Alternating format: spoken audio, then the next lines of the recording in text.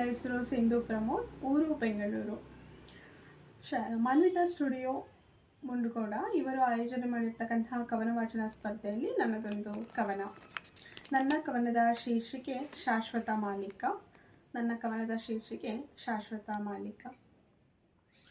ಮುಂಜಾವಿನ ನನ್ನೆಲ್ಲ ಕನಸುಗಳನ್ನು ಜೀವನ ಪೂರ್ತಿ ಸಿಂಗರಿಸುವ ಜವಾಬ್ದಾರಿಯನ್ನು ಗುತ್ತಿಗೆಯಾಗಿ ಪಡೆದು ನೀ ಶಾಶ್ವತ ಮಾಲೀಕನಾದೆ.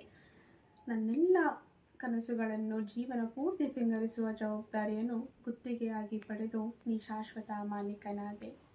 ನನ್ನೊಲವಗರಿಗೆ ಮುತ್ತಿನ ಮಳೆಗೈದು ಮೌನವು ಮೈದೆಳೆದು ಮೆರೆಯುವಂತೆ ಬಿಸಿಯುಸಿರ ಲಾಲಿಯಲಿ ಬೆಚ್ಚನೆಯ ಅಪ್ಪುಗೆಯಲಿ ಕನಸು ನೂರಿನ ಮಡಿಲಲಿ ಕಣ್ರೆಪ್ಪೆಯಂತೆ ಪೋಷಿಸುವ ನಿನಗೆ ನಾನೇ ಮಗುವಾದೆ. ಕಣ್ರೆಪ್ಪೆಯಂತೆ ಪೋಷಿಸುವ ನಿನಗೆ ನಾನೇ ಮಗುವಾದೆ. ಕಿತ್ತಳೆ ಸಂಜೆಯಲ್ಲಿ ಎದೆ ಬಡಿತವು ಏರುತ್ತಿತ್ತು, ಎದೆಯಾಳದಿಂದೆದ್ದು ನಭನೀಲಿಗೇರುತ್ತಿತ್ತು, ಎದೆಯಾಳದಿಂದೆದ್ದು ನಭನೀಲಿಗೇರುತ್ತಿತ್ತು. ಬದುಕೆಂಬ ಆವರಣದಲ್ಲಿ ಎದೆಯಂಗಳವ ಆವರಿಸಿದ ನಿನ್ನದೇ ಒಲವು. ಬದುಕೆಂಬ ಆವರಣದಲ್ಲಿ ಎದೆಯಂಗಳವ ಆವರಿಸಿದ ನಿನ್ನದೇ ಒಲವು.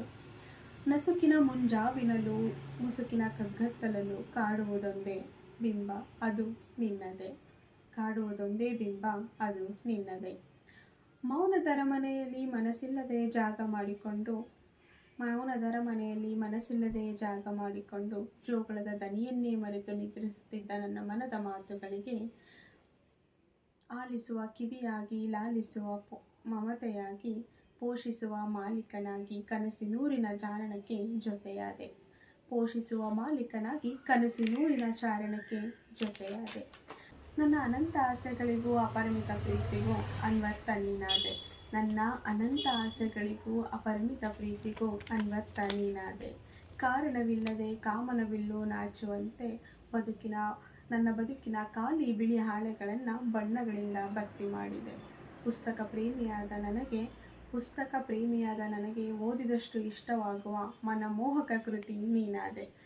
ಮನಮೋಹಕ ಕೃತಿ ನೀನಾದೆ. ಬದುಕಿನುದ್ದಕ್ಕೂ ಜೊತೆಯಾಗಿ ಶಾಶ್ವತ ಮಾಲೀಕ ನೀನಾದೆ. ಧನ್ಯವಾದಗಳು.